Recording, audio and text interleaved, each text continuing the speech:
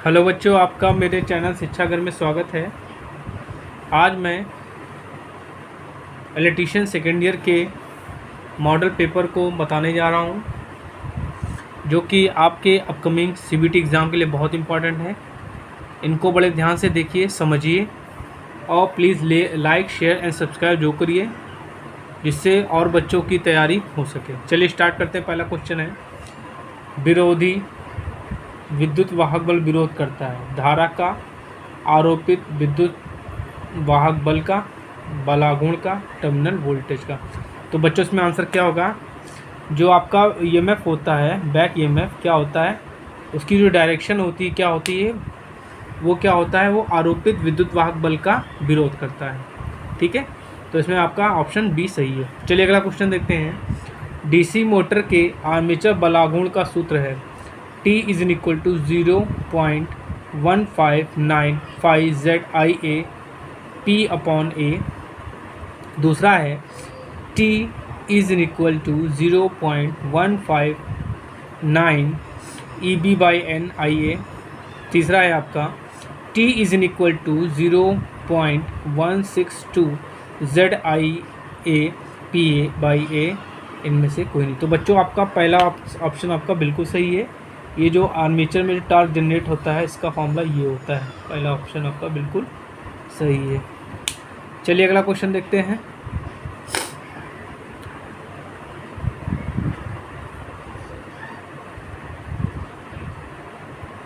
Welding जनित set के लिए किस प्रकार का डीसी जनित प्रयोग होता है? DC series generator, DC shunt generator, DC अंतर संयुक्त जनरेटर, डीसी संचयी संयुक्त जनरेटर। तो बच्चों इसमें आंसर सी सही है आपका, डीसी अंतर संयुक्त जनरेटर। चलिए अगला क्वेश्चन देखते हैं बच्चों। विद्युत लेपन के लिए किस प्रकार का डीसी संयुक्त जनरेटर उपयुक्त है? संचयी अति संयुक्त जनरेटर, संचयी चौरस संयुक्त जनरेटर, संचयी अति संयुक्त जनरेटर, अधिसंयुक्त जनरेटर, अंतर संयुक्त जनरेटर। तो बच्चों आपका सी आंसर बिल्कुल सही है, संचयी अधिसंयुक्त जनरेटर।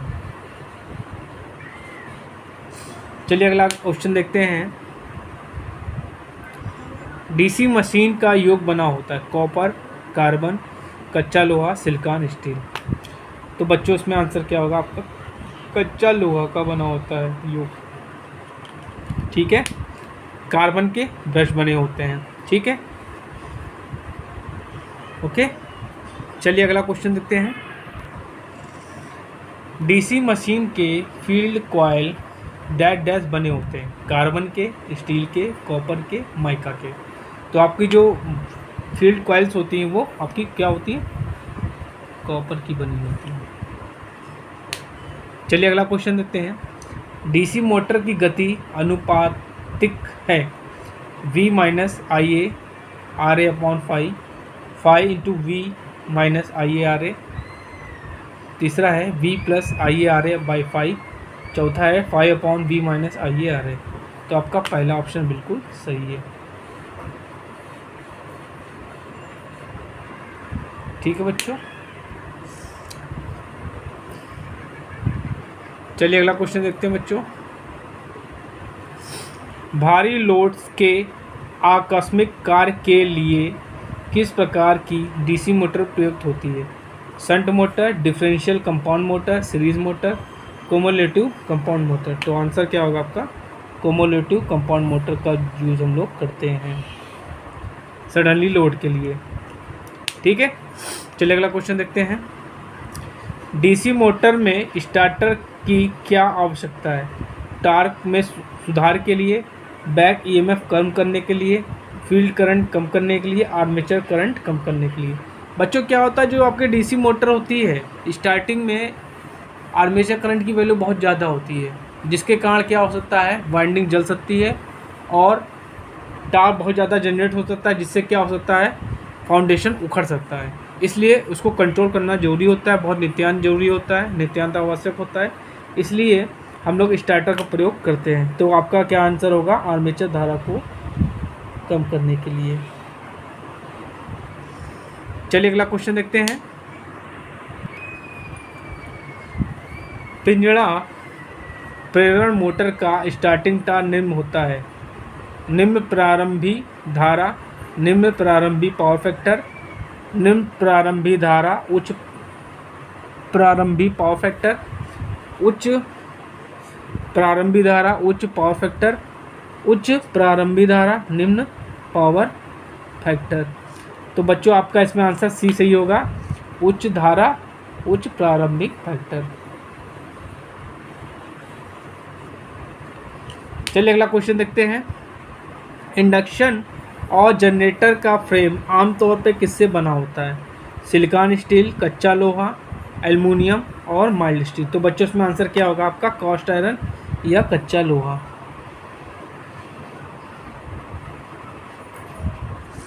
चलिए बच्चों अगला क्वेश्चन देखते हैं। 3 phase slip ring induction motor को डैश डैश प्रयोग करके स्टार्ट किया जाता है: direct online starting, auto transformer starting, rotor resistance starting, star delta starting. तो बच्चों इसमें आंसर क्या होगा? Rotor resistance starting. चलिए बच्चों अगला क्वेश्चन देखते हैं। एसी मोटर वाइंडिंग में कॉइल समूहों की संख्या की गणना करने का सूत्र डैश डैश है: कॉइल की संख्या बटे फेज की संख्या, फेज की संख्या गुणे पोल्स की संख्या, कॉइल की संख्या इंटू पोल्स की संख्या, कॉइल की संख्या अपॉन फेज इंटू फेज की संख्या इंटू पोल्स की संख्या। तो बच्चों आपका सी ऑप्शन बिल्कुल सही है, फेज की संख्या इंटू पोल्स की संख्या।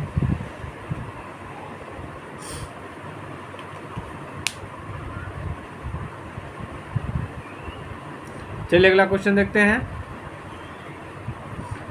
वह मोटर की वह किस्म जिसमें कम्यूटेटर नहीं होता: प्रत्याकर्षण मोटर, डीसी शंट मोटर, प्रेरण मोटर, एसी सीरीज मोटर। तो बच्चों आपका क्या होगा? डीसी शंट मोटर में जो होता है कम्यूटेटर नहीं होता।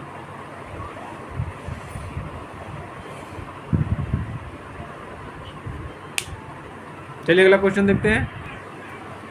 एक इलेक्ट्रिक मोटर जिसमें रोटर और स्टेटर दोनों फील्ड वाइंडिंग एक ही चाल से घूमते हैं, इसे कहा जाता है: charge motor, DC motor, universal motor, synchronous motor. तो बच्चों इसमें आंसर क्या होगा आपका? Synchronous motor. चलिए अगला क्वेश्चन देखते हैं। सिंक्रोनस मोटर में हंटिंग कैसे रोकी जाती है? एक्सेलरेटर्स के उपयोग द्वारा, डैम्पर्स के उपयोग द्वारा, एक्साइटर्स के उपयोग द्वारा, ऑक्सीलेटर्स के उपयोग द्वारा। तो आपका क्या होगा? डैम्पर्स के उपयोग द्वारा। क्या होता है बच्चों? हंटिंग को कम करने के लिए हम लोग डैम्पिंग वाइंडिंग करते हैं। ठीक है, चलिए अगला क्वेश्चन देखते हैं। तुल्यकालिक मोटर केवल चलती है तुल्यकालिक चाल से कम चाल चलती है, तुल्यकालिक चाल से अधिक चाल पर चलती है, तुल्यकालिक चाल पर चलती है, इनमें से कोई नहीं। तो बच्चों जो आपकी सिंक्रोनस मोटर होती है वो क्या होती है? सिंक्रोनस स्पीड पे चलती है। तो आपका थर्ड आंसर बिल्कुल सही है, तुल्यकालिक चाल पर चलती है। चलिए अगला क्वेश्चन देखते हैं। तुल्यकालिक मोटर की गति नियमन सदैव 0.005, 0.01 शून्य हो जाता है, धनात्मक होता है। तो क्या होता है? वोल्टेज रेगुलेशन क्या होता है इसका? शून्य हो जाता है। नो लोड से पूर्ण लोड तक तुल्यकालिक मोटर डैश डैश देती है: स्थिर गति, अस्थिर गति, बढ़ती हुई गति और घटती हुई गति। तो आपका जो सिंक्रोनस मोटर होती है उस पर लोड का इफेक्ट ज़्यादा नहीं होता है, इसलिए उसकी स्पीड क्या होती है? स्थिर होती है। स्थिर होने के कारण क्या होती है? वो क्या होती है? सिंक्रोनस स्पीड पे चलती है। और हम लोग सिंक्रोनस मोटर का प्रयोग क्या करते हैं? पावर फैक्टर इम्प्रूवमेंट में इसका प्रयोग करते हैं। चलिए अगला क्वेश्चन देखते हैं। लघु पथक का इस्तेमाल किसमें किया जाता है? Repulsion induction motor, repulsion motor, repulsion short induction run motor, none of this. देखिए ये जो आपको ऑप्शंस दिए हैं होता सब में है। होता जो है आपका लघु पथक जो होता है शॉर्ट सर्किटेड तीनों मोटरों में यूज़ होता है, लेकिन एग्जैक्ट बताना है तो एग्जैक्ट बताना मुश्किल है। तो इसमें आपको ऑप्शन लिखेंगे आप लोग नन ऑफ दिस। ठीक है, चलिए अगला क्वेश्चन देखते हैं। सैडेड पोल मोटर के लिए क्षमता की सीमा है 95% से लेके 99%, 80% से लेके 90%, 50% से लेके 75%, 5% से लेके 35%। तो आपका आंसर क्या है बच्चों? 5% से लेके 35%।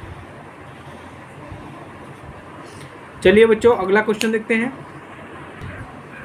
सैडेड ध्रुव मोटर का उपयोग किस लिए किया जाता है? खिलौने में, हेयर ड्रायर में, सर्कुलेटर में, नन। तो बच्चों इसमें आंसर क्या होगा आपका? नन बिल्कुल सही आंसर है। चलिए अगला क्वेश्चन देखते हैं। भारत में ईएमएफ उत्पादन की आवृत्ति है 60 हर्ट्ज, 230 हर्ट्ज, 50 हर्ट्ज, 25 हर्ट्ज। तो आपका आंसर क्या है? 50 हर्ट्ज जो है इंडिया में उत्पादन होता है। चलिए अगला क्वेश्चन देखते हैं।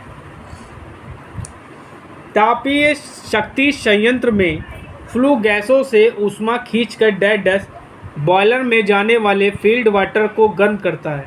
सुपर हीटर, मितोपयोजक, इकोनोमाइजर जिसको बोलते हैं इंग्लिश में, प्री हीटर, टरबाइन। तो बच्चों आंसर क्या होगा? इकोनोमाइजर या मितोपयोजक।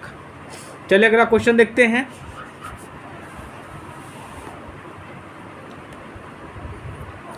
भूतापीय ऊर्जा का विद्युत हेतु निष्कर्षण करने के लिए कौन सी जगह भारत में संभव है? मध्य प्रदेश, केरल, तमिलनाडु, असम। तो बच्चों इसमें आंसर क्या होगा आपका? मध्य प्रदेश। चलिए अगला क्वेश्चन देखते हैं। विद्युत उत्पादन के गैर परंपरागत विधियां हैं। Solar power generation, thermionic converters, both of above, कोई नहीं। तो बोथ इसमें क्या होगा? ये दोनों सही आंसर है, तो इसका आंसर हो जाएगा बोथ ऑफ अबव। चलिए अगला क्वेश्चन देखते हैं। एक सेमीकंडक्टर में छिद्र उपस्थित होते हैं केवल डैश में। Conduction bond, band, forbidden gap, valence band, सभी। तो बच्चों आंसर क्या होगा इसमें? वैलेंस बैंड में सेमीकंडक्टर में छिद्र उपस्थित होते हैं। चलिए अगला क्वेश्चन देखते हैं। अशुद्धियां मिलाने पर अर्धचालक की प्रतिरोधकता डैश बढ़ती है, पहले से घटती है, फिर बढ़ती है, घटती है, कोई नहीं। तो एक्चुअली क्या है बच्चों, जो आपका सेमीकंडक्टर होता है उसमें अगर हम क्या करेंगे? डोपिंग करेंगे या इम्प्योरिटी मिलाएंगे, ठीक है, या अशुद्धियां मिलाएंगे, तो क्या होगा? उसकी चालकता, प्रतिरोधकता जो होती है घटती है और चालकता बढ़ती है।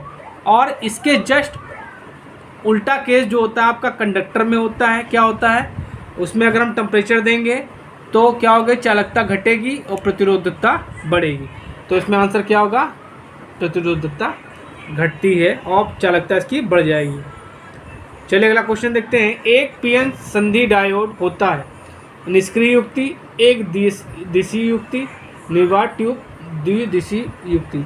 तो इसका आंसर क्या होगा? एक दिशीय युक्ति। चलिए अगला क्वेश्चन देखते हैं। निम्न में से कौन सा डायोड को गर्म वाहक डायोड के रूप में भी जाना जाता है? Varactor diode, PN diode, Schottky diode, LED. तो आपका आंसर क्या होगा? Schottky diode. चलिए अगला क्वेश्चन देखते हैं। नैंड गेट के इनपुट को एक साथ कनेक्ट करते हैं, रिजल्टेंट परिपथ है or gate, not gate, and gate, none of this. तो बच्चों आंसर क्या होगा? NAND gate. एंड गेट को जब हम नॉट गेट से जोड़ देते हैं तो बन जाता है नैंड गेट। चलिए अगला क्वेश्चन देखते हैं। यदि XOR गेट का एक भी निवेश ऊंचा है तो गेट निर्गम होगा low, high, same as the other input, complement of the other input. तो क्या होगा? Complement of the other input. चलिए अगला क्वेश्चन देखते हैं। फ्लिप फ्लॉप क्या है? एक स्टेट युक्ति, दो स्टेट युक्ति, तीन स्टेट युक्ति, चार स्टेट युक्ति। तो आपका आंसर क्या होगा? 2 स्टेट युक्ति। चलिए अगला क्वेश्चन देखते हैं। निम्न में से किस युक्ति की आंतरिक संरचना में 4 परतें नहीं होती? UJT, डायक, SCR और ट्रायक। तो बच्चों आंसर क्या होगा? UGT। ठीक है। यूजीटी में क्या होते हैं, 4 में टर्मिनल्स, 4 लेयर नहीं होती। चलिए अगला क्वेश्चन देखते हैं।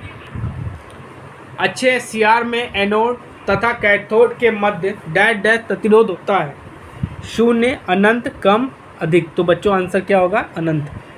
अनंत होता है दोनों के बीच में। ठीक है।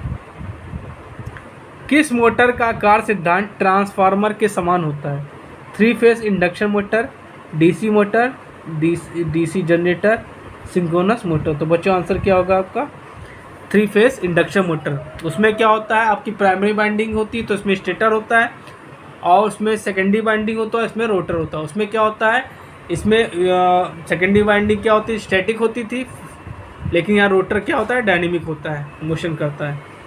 चलिए अगला क्वेश्चन देखते हैं। मॉसफेट की धारा चालन क्षमता डैश डैश होती है, कम, अधिक, नगण्य, इनमें से कोई नहीं। तो आंसर क्या होगा, अधिक।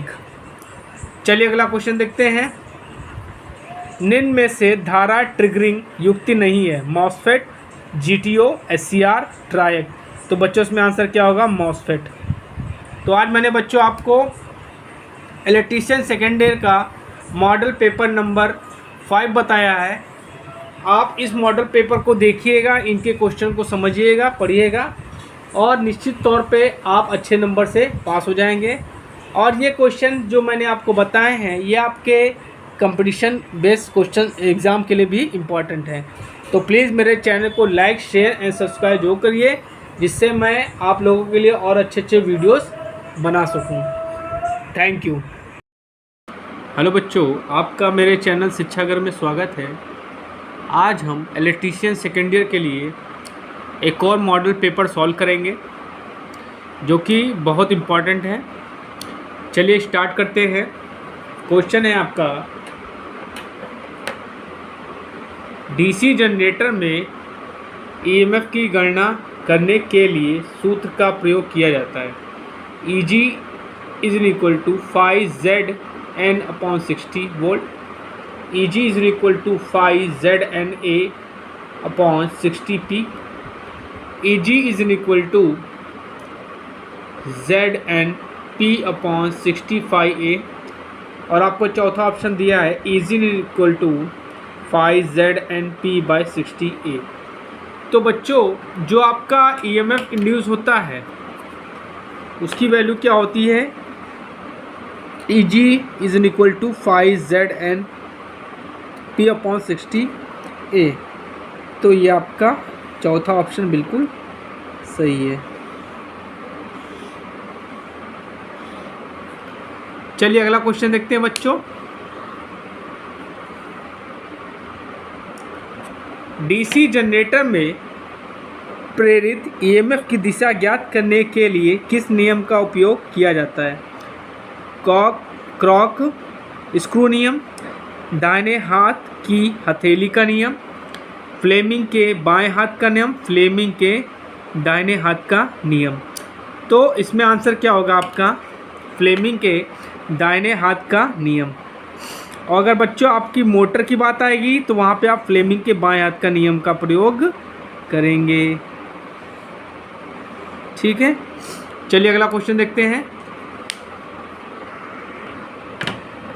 जनरेटर का क्या नाम है यदि इसका फील्ड आर्मेचर, यदि इसका क्षेत्र आर्मेचर के समांतर जुड़ा हुआ है, शंट जनरेटर, ठीक है, श्रेणी जनरेटर, यौगिक जनरेटर मतलब बोलते हैं कंपाउंड जनरेटर, और चौथा है आपका स्वयं उत्तेजित जनरेटर या सेल्फ एक्साइटेड जनरेटर। तो बच्चों क्या होता है कि ये आपकी फील्ड वाइंडिंग हो गई, ये आपकी फील्ड वाइंडिंग हो गई। ठीक है। इसको जब हम आर्मेचर के समांतर में जोड़ देते हैं, ऐसे आर्मेचर हो गया आपका, और ये आपका ये लोड हो गया। ठीक। तो ये क्या होगा, ये आपका कहलाएगा शंट जनरेटर। क्या कहलाएगा, शंट। और अगर इस फील्ड वाइंडिंग को इस आर्मेचर के हम सीरीज में जोड़ देंगे, मतलब अगर ये आपकी फील्ड वाइंडिंग हो गई, ठीक है, ठीक है। इसको हम क्या करेंगे, आर्मेचर के सीरीज़ में जोड़ देंगे, ऐसे जोड़ देंगे, ठीक है। ये आपका लोड हो गया, ये आपका लोड हो गया। तो ये आपका क्या कहलाएगा, सीरीज जनरेटर कहलाएगा। क्या आपका कहलाएगा, सीरीज जनरेटर।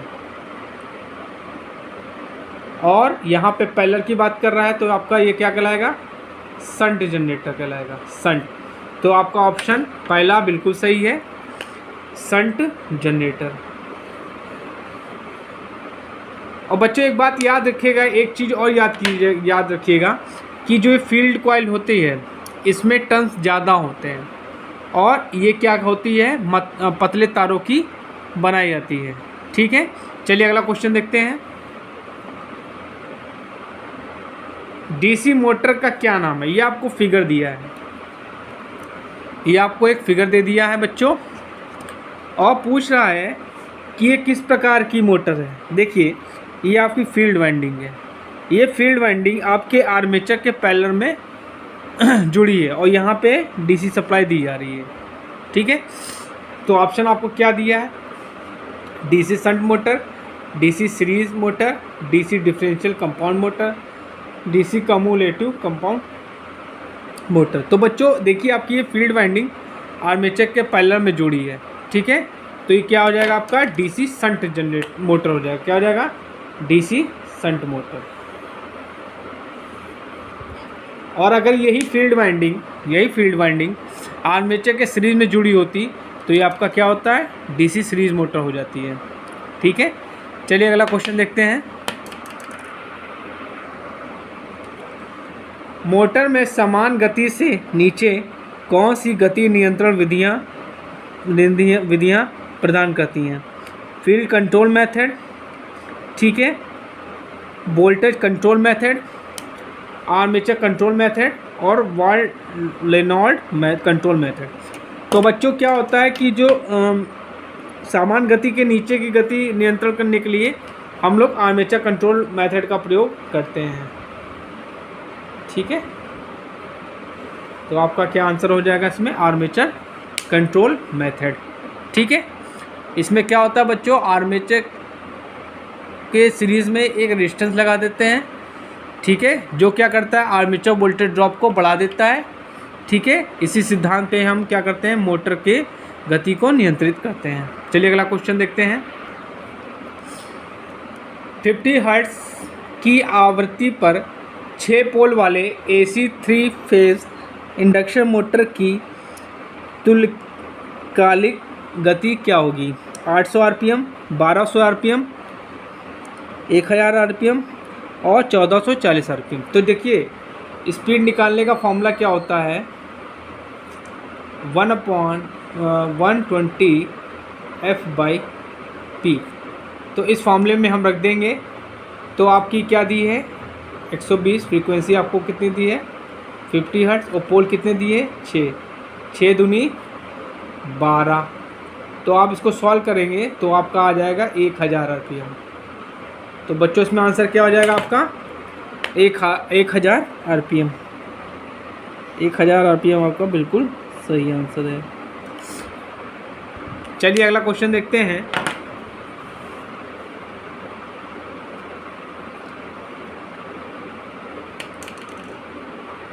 रोटर परीक्षण द्वारा 3 फेज इंडक्शन मोटर का कौन सा नुकसान निर्धारित किया जाता है। कॉपर हानि, घर्षण हानि, हिस्टेरिसिस हानि, भंवर हानि। तो बच्चों आपका जो ब्लॉक रोटर टेस्ट होता है उससे हम लोग क्या करते हैं, कॉपर हानियाँ निकालते हैं। चलिए अगला क्वेश्चन देखते हैं। 3 फेज इंडक्शन मोटर के नो लोड टेस्ट से कौन सी हानि निर्धारित होती है। ताम्र हानि, घर्षण हानि, लौह हानि और वायु हानि। बच्चों आप लोग ये चीज़ जान लीजिए कि जो आपका इंडक्शन मोटर होता है इसका वर्किंग प्रिंसिपल ट्रांसफार्मर के समान होता है। तो आप यहाँ पे बोल दिया है कि no load test. No load test मतलब आपका सेकेंडरी वाइंडिंग जो है लोड से कनेक्टेड नहीं है, ठीक। तो उस कंडीशन में आपकी सेकेंडरी वाइंडिंग ओपन है। तो ओपन सर्किट में हम लोग क्या निकालते हैं, आयरन लॉस निकालते हैं। ठीक है, तो इसमें आंसर क्या हो जाएगा आपका, आयरन लॉस। चलिए अगला क्वेश्चन देखते हैं। एक आदर्श अल्टरनेटर में ईएमएफ पर फेज की गणना करने के लिए किस सूत्र का प्रयोग किया जाता है। Is equal to 5 FT/2.22 is equal to 5 FT/4.44 और तीसरा ऑप्शन आपका दिया है 2.22 5 FT और चौथा आपका ऑप्शन दिया है इज इक्वल टू 4.44 5 FT। तो बच्चों आपका चौथा आंसर बिल्कुल ऑप्शन बिल्कुल सही है।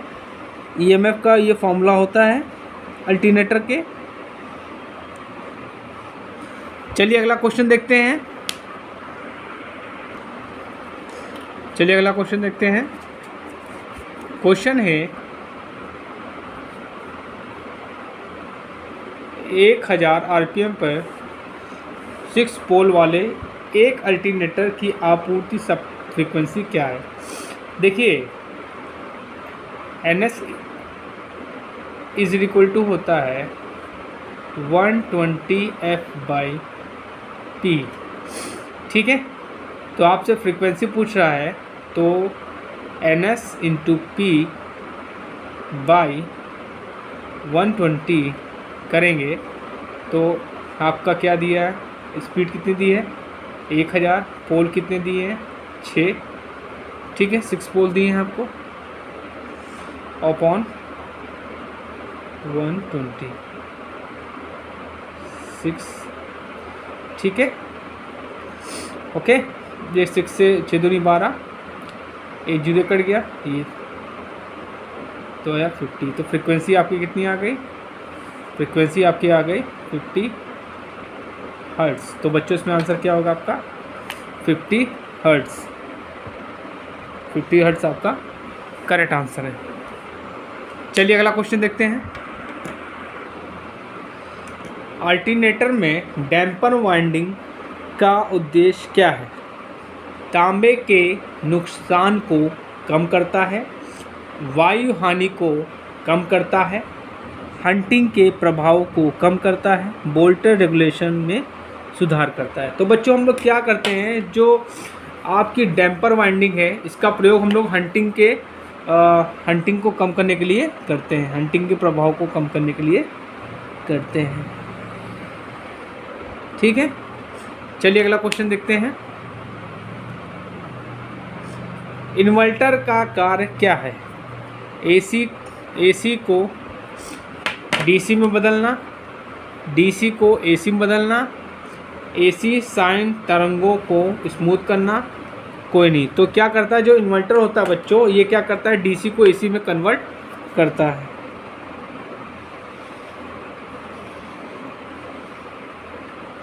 और जो एसी को डीसी में कन्वर्ट करता है वो आपका रेक्टिफायर होता है। चलिए अगला क्वेश्चन देखते हैं। सोलर सेल में किस सामग्री का उपयोग किया जाता है। सिलिकॉन, तांबा, एंटीमनी, फास्फोरस। तो बच्चों इसमें आंसर क्या होगा, सिलिकॉन में हम लोग सोलर सेल में हम लोग क्या करते हैं, सिलिकॉन का प्रयोग करते हैं। ठीक है, चलिए अगला क्वेश्चन देखते हैं।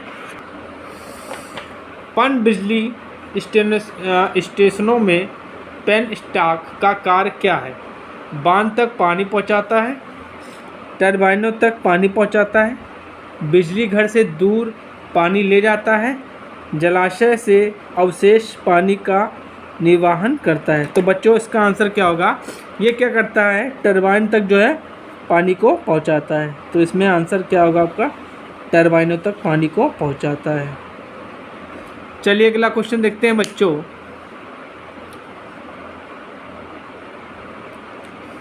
पवन ऊर्जा उत्पादन में कौन सी डिवाइस हवा की गति को महसूस करती है। Exciter unit, turbine controller, chopper controller, line controller. तो बच्चों इसमें आंसर क्या होगा आपका, टरबाइन कंट्रोलर।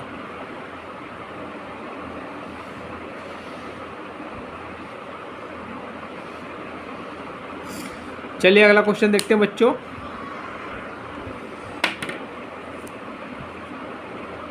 परमाणु रिएक्टर में नियंत्रण छड़ के रूप में किस सामग्री का उपयोग किया जाता है? Thorium, graphite, cadmium, tungsten. तो बच्चों इसमें आंसर क्या होगा आपका? कैडमियम की छड़ों का प्रयोग हम लोग करते हैं। चलिए अगला क्वेश्चन देखते हैं।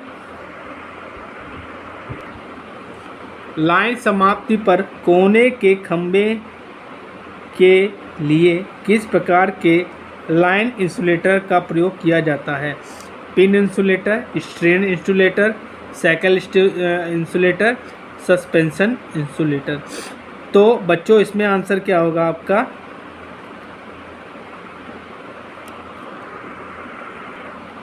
तो बच्चों इसमें आंसर होगा आपका साइकिल इंसुलेटर का प्रयोग हम लोग करते हैं। बच्चों मैं आपको जो क्वेश्चंस बता रहा हूँ, मॉडल पेपर्स बना रहा हूँ, इनको आप देखते चलिए, पढ़ते चलिए और हो सके तो अपने नोट्स में लिख लीजिए और इनको याद कर लीजिए और इनको अपने सहपाठियों को शेयर भी कर दीजिए जिससे उनकी भी तैयारी हो सके। और प्लीज़ मेरे चैनल को लाइक, शेयर एंड सब्सक्राइब जरूर करिए जिससे मैं इसी तरह आप लोगों के लिए अच्छे अच्छे वीडियोस बनाता रहूं। चलिए अगला क्वेश्चन देखते हैं। ओवरहेड लाइनों पर प्रयुक्त कंडक्टर का नाम क्या है?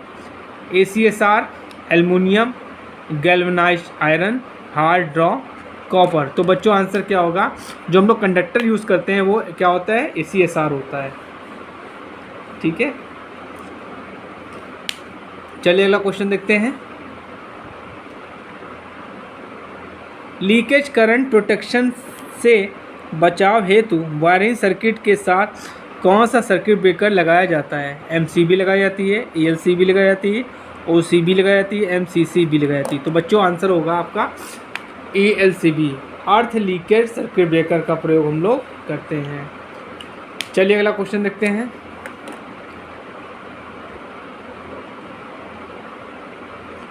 पावर कट ऑफ के बाद कौन सी रिले अपने संपर्कों की स्थिति में रखते हैं? रीड रिले, धारा relay, voltage relay, latching relay. तो बच्चों इसमें आंसर क्या होगा आपका? Latching relay.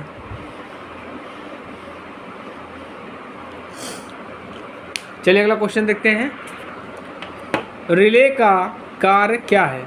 ओवरलोड और शॉर्ट सर्किट संरक्षण, वोल्टेज और पृथ्वी दोष से सुरक्षा, ओपन सर्किट और पृथ्वी दोष से संरक्षण, ओपन सर्किट और ओवर वोल्टेज प्रोटेक्शन। तो बच्चों पहला ऑप्शन आपका बिल्कुल सही है, ओवरलोड और शॉर्ट सर्किट संरक्षण।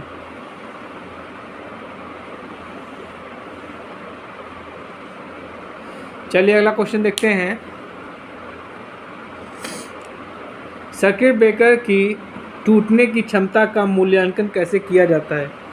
केवी से, KW से, MVA से, KVA से। तो बच्चों आंसर क्या होगा आपका? MVA से। जो बच्चे कंपटीशन की तैयारी कर रहे हैं वो भी मेरे वीडियोस को देख सकते हैं जो कि कंपटीशन के लिए भी बहुत इम्पॉर्टेंट है और कंपटीशन्स के लिए मैं हर एक चैप्टर से कोशिश कर रहा हूँ आपको 100 ऑब्जेक्टिव क्वेश्चन दूँ जिससे आपकी तैयारी हो सके और आप किसी भी कंपटीशन के एग्ज़ाम को क्रैक कर सकें। इसके लिए आपको मेरा चैनल सब्सक्राइब करना पड़ेगा और लाइक शेयर जरूर करना पड़ेगा। चलिए अगला क्वेश्चन देखते हैं। बहुत ही अच्छा क्वेश्चन है ये। पूछ रहा है सिंक्रोनस गति का सूत्र क्या है या तुल्यकालिक गति का सूत्र क्या है? N = 120 F²/p, N = 120 P/F।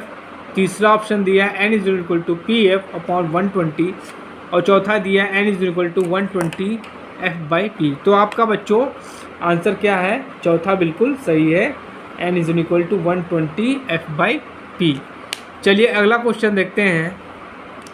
Alpha का मान होता है, ऑप्शंस दिए हैं आपको β/1 + β, दूसरा ऑप्शन दिया है β + 1/β, 1 - β/1 + β, 1 + β/1 - β। तो आपका ऑप्शन पहला बिल्कुल सही है बच्चों, β/1 + β। चलिए अगला क्वेश्चन देखते हैं बच्चों।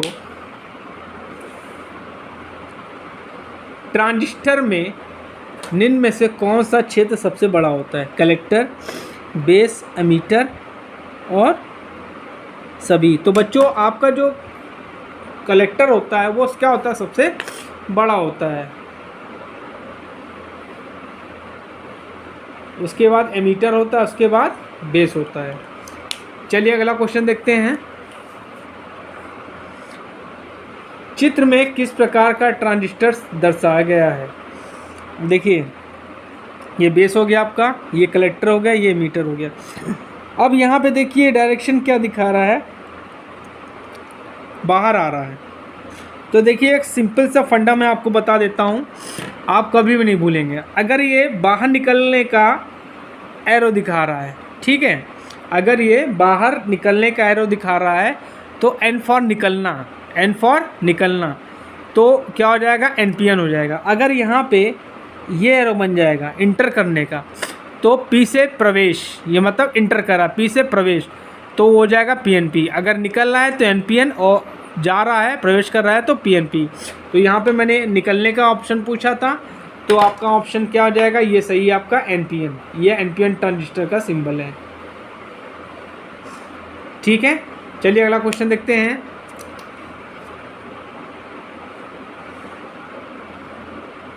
यूजेटी का उपयोग डैश डैश के रूप में किया जाता है? ऑक्सीलेटर के रूप में, टाइमर के रूप में, निम्न आवृत्ति ऑक्सीलेटर के रूप में और सभी। तो जो आपका यूजीटी होता है बच्चों, इसका हम लोग तीनों रूप में कर सकते हैं यूज। तो आपका आंसर चौथा बिल्कुल सही है। चलिए अगला क्वेश्चन देखते हैं। पावर ब्रिजों का निर्माण निम्न में से किस युक्ति के द्वारा किया जाना संभव नहीं है? Transistor, thyristor, IGBT, MOSFET. तो बच्चों इसमें आंसर क्या होगा आपका? थायरिस्टर बिल्कुल सही आंसर है। और थायरिस्टर को बच्चों एससीआर भी बोलते हैं। अगर आपको एससीआर दे दिया जाए यहाँ ऑप्शन, तो आप घबराइएगा ना, वहाँ पे एससीआर आपका सही होगा। एससीआर थायरिस्टर एक ही होता है। चलिए अगला क्वेश्चन देखते हैं। जीटीओ का एक अनुप्रयोग है? ट्रिगर परिपथ, सिग्नल डायोड, इंडक्शन हीटिंग और दोलित्र। तो बच्चों आंसर क्या होगा? ट्रिगर परिपथ।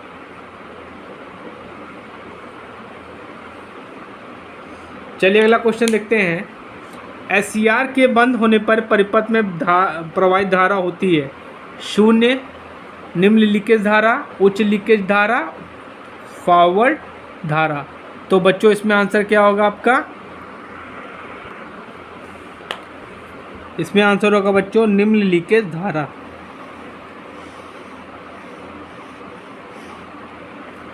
चलिए अगला क्वेश्चन देखते हैं बच्चों।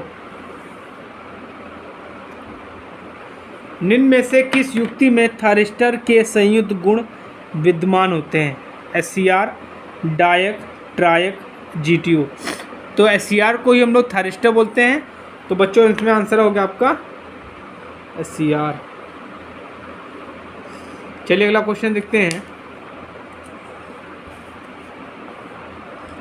250 वोल्ट से कम की वोल्टता कहलाती है? LT, HT, MT, EST. तो बच्चों आंसर क्या होगा आपका? LT, low transmission. चलिए अगला क्वेश्चन देखते हैं।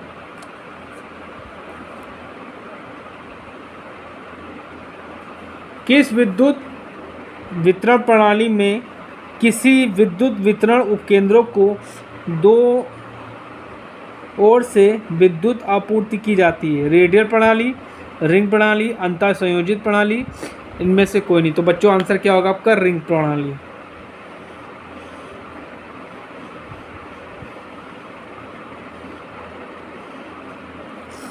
चलिए अगला क्वेश्चन देखते हैं बच्चों।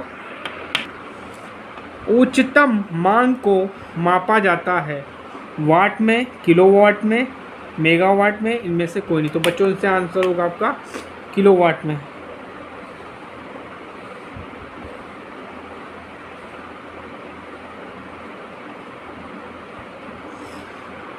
किस मोटर का कार्य सिद्धांत ट्रांसफार्मर के समान होता है? 3 phase induction motor, DC motor, synchronous motor, alternator. तो आपका जो 3 फेस इंडक्शन मोटर होता है, इसका जो कार्य सिद्धांत होता है वो ट्रांसफार्मर के समान होता है। चलिए अगला क्वेश्चन देखते हैं बच्चों। सीमेंट कंक्रीट खंबे का उपयोग डैश डैश तक की लाइन में किया जाता है। 250 वोल्ट, 650 वोल्ट, ठीक है, 11 kV, कोई नहीं। तो बच्चों इसमें आंसर होगा आपका 11 kV, 11,000 वोल्ट। चलिए अगला क्वेश्चन देखते हैं। बायोगैस में कौन सी गैसें सम्मिलित होती हैं? मीथेन, कुछ अशुद्धियों सहित मीथेन और कार्बन डाइऑक्साइड, ईथेन, इनमें से कोई नहीं। तो बच्चों आंसर आपका बी बिल्कुल सही है। कुछ अशुद्धियाँ भी होती हैं, कुछ कार्बन डाइऑक्साइड भी होती है और कुछ मीथेन भी होती है, ये मिक्सचर होता है। चलिए अगला क्वेश्चन देखते हैं।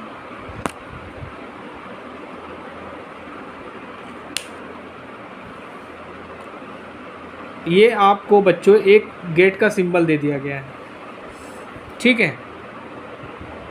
एक गेट का सिंबल दे दिया गया है और आपसे पूछ रहा है कि ये कौन सा गेट है, और नॉर गेट है, नैंड गेट है, नॉट गेट है, एक्सॉर गेट है। तो बच्चों ये आपका क्या है, ये एंड गेट है। देखिए ये एंड गेट है, लेकिन यहाँ पे एक नॉट गेट लगा दिया गया है, तो ये हो गया नैंड गेट, बन गया NAND gate, AND plus NOT, NAND gate बन गया आपका।